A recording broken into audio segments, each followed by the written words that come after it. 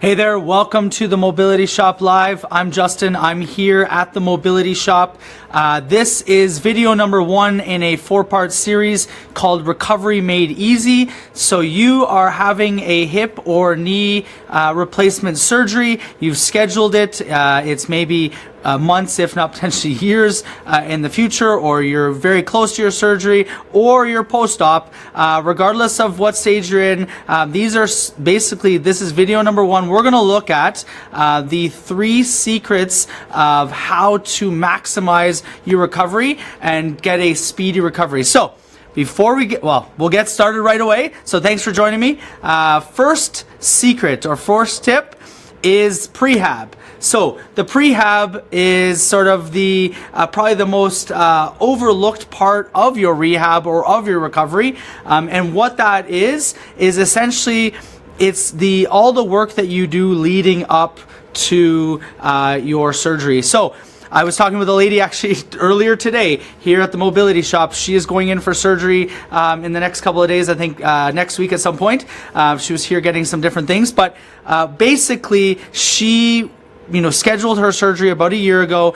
She has been doing, as you see there in the image, Aquafit. Aquafit is a great low impact program that you can do, or exercises that you can do to obviously prep for your recovery. So we're going to put together a little bit of a checklist. I'm going to go through them right now, but here are the 17 things that you need to do before your surgery so that your recovery is that much easier.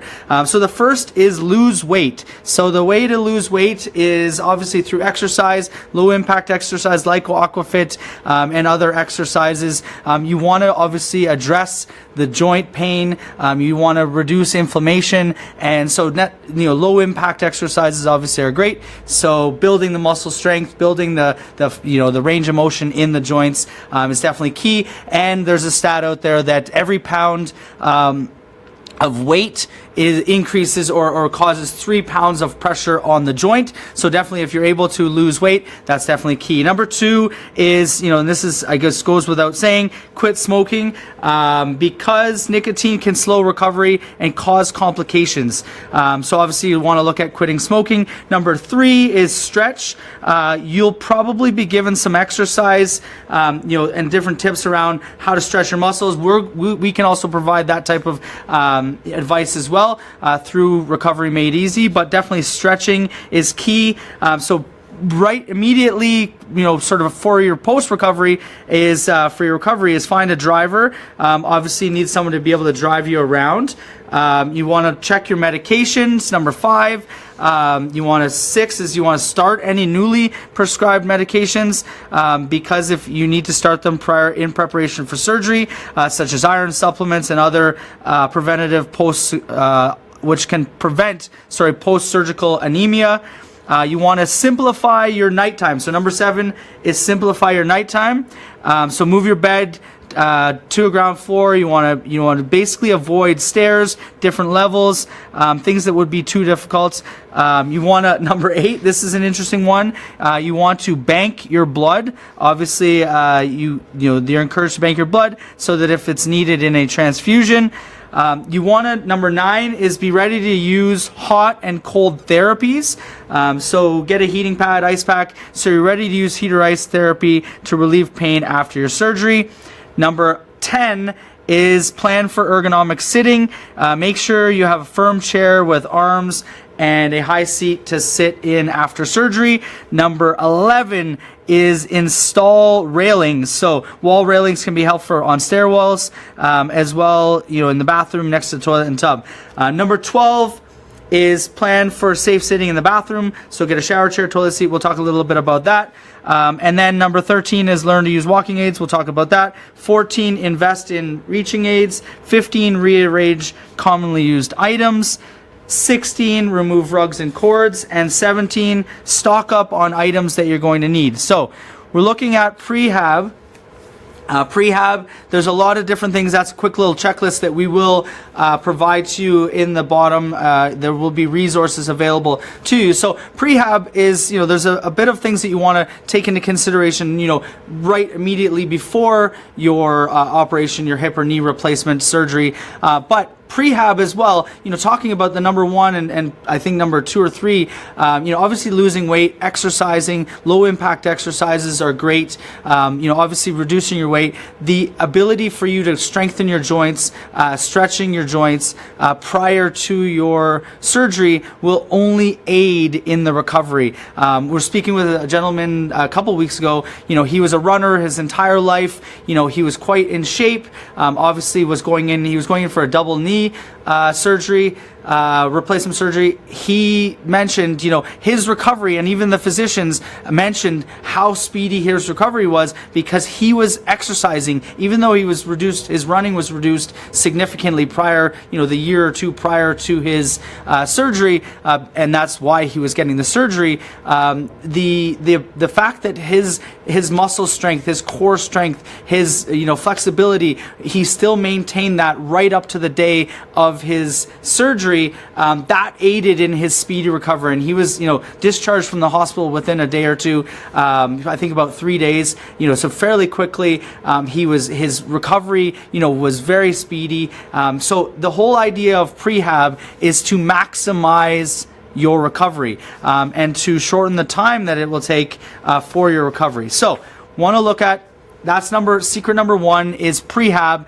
It is often very much overlooked. You need to start the day you find out about your surgery, or even before, when you're thinking about surgery. Start to look at things that you can do to improve your physical fitness, your health, and well-being. And that includes dietary issues as well, or dietary concerns or considerations as well. So we'll get into number 2. Number 2, kind of touched on it in the 17-point checklist. Number 2 is home prep. So one of the things that people will need to take into consideration for a hip or knee replacement surgery is the preparation of their home. So talked a little bit about a couple different things, but basically patients and families should consider the setup of their home, including child and pet care and meal preparation, to ensure safety following discharge from any sort of acute care or inpatient rehab. So basically when you're sent home, you want to look into things like your bathroom, your living areas, your kitchen, laundry, child care, pet care, and then obviously your meals. So looking at potentially prepared meals.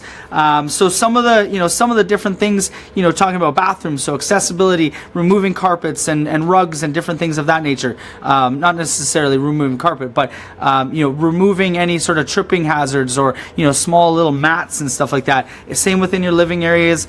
Make sure everything is close at hand and accessible for you, especially immediately after your surgery. You want to make sure that everything that you need, so you have you reduce your need to be wandering all over and looking for things. So following surgery, there is a need for equipment and assistive devices, in the place within the home to assist with functions. So you're looking at things like a raised toilet seat, a bath seat, chair or bench, grab bars potentially, non-slip surfaces, raised cushions. So you're looking at bed wedges, things of that nature. Reachers, elastic shoelaces. It's going to be difficult to reach down and tie your shoes. Long-handled scrub brushes, long-handled shoe horns. So these are all different things that you can look at to prep yourself and prep your home for post-op or post-surgery rehab within your home. So within the first 4 to 6 weeks after your surgery. So those are the first 2. We've got number 1, obviously, is the prehab, probably, the most overlooked, maybe the most important to a speedy and making your recovery that much easier to be able to maximize your recovery. Number 2 is home prep. So we're looking at different things that you can do to make your home that much more adapted to your surgery, or to make your recovery that much easier. So looking at home prep. Number 3, probably also very overlooked, and quite frankly, studies have shown the placebo effect and different things. Motivation or your emotional mindset is definitely key to keeping you going through this process. Right from day one, you've made the decision. You've elected to have hip or knee replacement surgery done, and you now are looking to obviously benefit from that, but it can be very difficult. So secret number three is, and here we go, wait for it. Secret number three is motivation. So motivation is very key, key to your recovery. Looking at, and I'm going to read a couple different quotes here. So this is a quote from a lady that we've worked with. I spent so much time in pain that even the little things I do now are more than before. I can stand and fold clothes and do dishes. Haven't been able to do that in the last year. It feels good now, so I love to do it.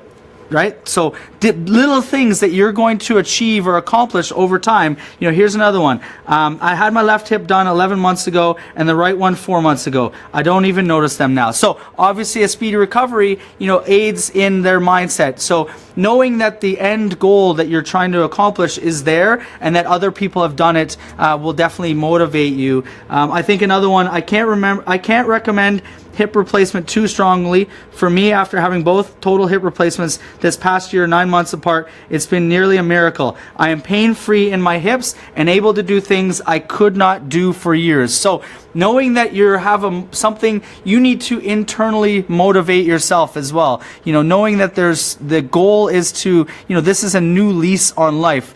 So the goal obviously is to regain your independence, regain your mobility, regain your life, so that you can get out. You maybe have missed out on a lot of opportunities, missed out on a lot of things, with family and friends and loved ones and different activities because of your limited mobility. Now with this newfound mobility, or obviously a newfound body part, you are able to, get back to what you once used to do, or what you were able to do, maybe not to the full extent, but you will be able to get back to that point. So we're looking at the three things. Obviously prehab, extremely important. Home prep, very important in your early recovery, and then obviously the motivation throughout to maintain healthy lifestyle choices, looking at diet, looking at exercise, low impact and recovery exercises.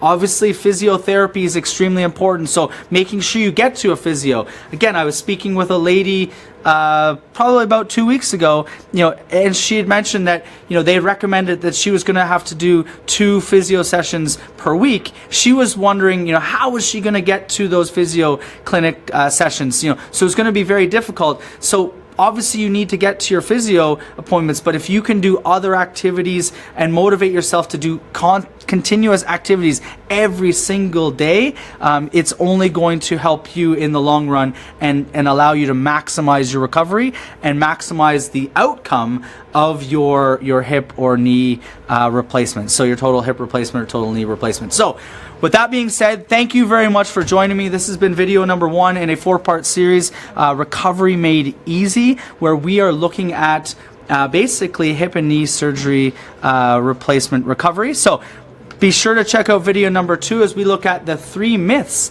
where we debunk the 3 myths of total knee or hip replacement surgery.